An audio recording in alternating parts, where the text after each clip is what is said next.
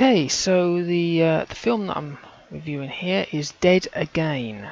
Apparently it's a sci-fi comedy horror action, so I would kind of agree with that one. It came out in 2021. It's an hour and 15 minutes, and Amazon have a rating of 16 plus. The rated is Amazon of 2 out of 5, IMDb 3.5 out of 10. And I'll do the Amazon synopsis. A virus is loose. In rural village where crime is non-existent, a police sergeant is retiring out of boredom. He has sent a young recruit fresh out of police school. All hell is about to break loose in this apocalyptic horror film. So, the director is Stephen M. Smith, who directed I Am Hooligan. The producer, as usual, there's a few, but the main ones I'll pick out is again Stephen M. Smith, who produced Haunted, and Chris Smith, who produced 1986.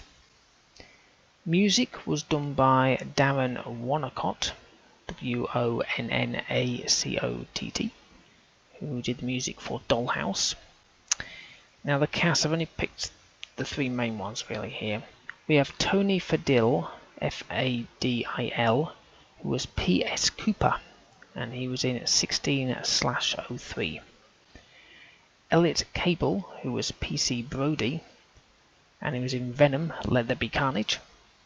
He's the person on the right on this image, obviously. And Mark Wingett, W-I-N-G-E-T-T, who was Bob, and he was in The Bill. He was DC Carver, if you've ever seen the old Bill. And the location of it actually was in Poltimore, P-O-L-T-I-M-O-R-E, house in Devon in England. So it starts off with a news report, so the credits are still coming up, and it's the typical kind of the reception's kind of grainy, electrical interference sort of thing.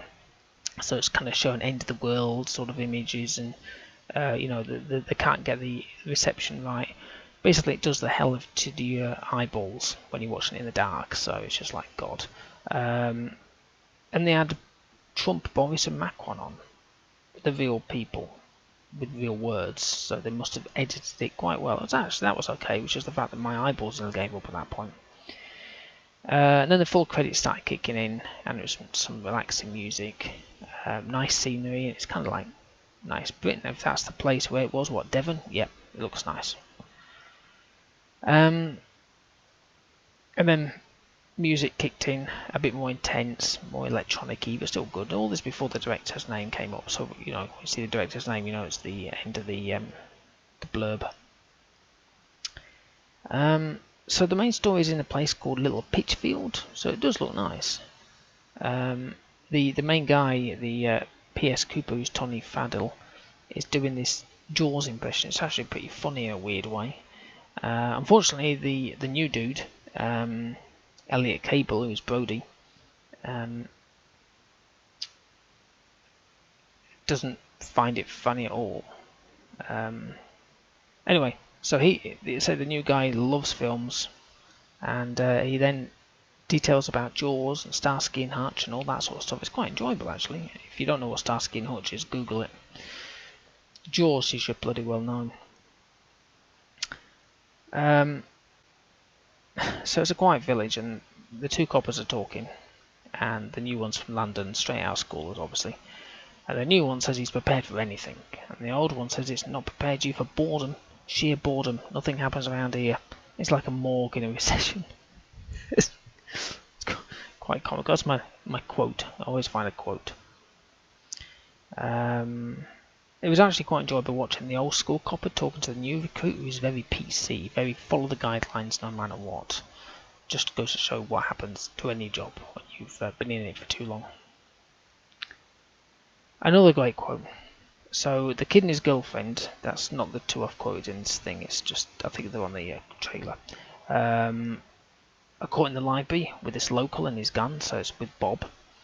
And the lad says, we heard a noise and we went to investigate it after he said that there was a thing chasing after him. So Bob says, oh, you don't do that. So the lad says, why? What? He says, yeah, if you ever seen a horror film, you don't investigate, you get your arse cheeks out there as soon as possible. I thought it was quite comical. Now, you see it in the trailer, but it has these weird cutscenes that are red with sparks. Now, you don't see the sparks, but you see the red images. I have no idea why, but in the actual film, there's some sparks flying out. We're looking from above, and you don't know what these sparks are. I don't know what the hell they are. At one point, I don't know who it was, probably the librarian, asked the old school copper how many were there, and he replied with dozens. So I was like, okay, young lad's going to kick in now and say there's actually only 3, and he didn't.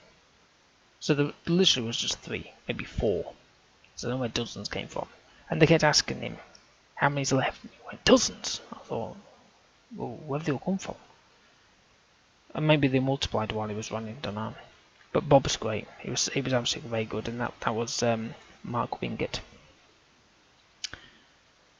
So the zombies or aliens are attacking, and that weird red light is floating back. It's just weird. But then there's a load of white, yellow, purple flashing. In the dark again, it's absolute hell on your eyeballs. But then they're in the library, and it's all red again. So it's like that Clownado. If ever you saw my review on Clownado, and I put the trailer in Clownado, you'll see what I mean. It's that kind of miserable colour. It's like, what? Why? It was actually a good film. The cast at the end are real footage, so that's kind of cool. They've done that before in some other films I've watched, and it's real names, etc. And the music is kind of rap at the end. So some people have reviewed this and said the same thing, and I kind of agree. If you think Simon Pegg but a very, very low budget, that's what this film is. You know, it is that kind of humour. I think IMDb put it at 3.5. I'll actually put it as a 6. A 5 definitely, but maybe a 6. Because I kind of enjoyed it, you know? I enjoyed the whole film. I thought it was enjoyable. Now, apart from the lights that were giving Epileptic a seizure, it was good. So yeah, I recommend it. Why not? And again, that's another one that's completely for free on Amazon Prime Video, if you want to watch it. Yeah.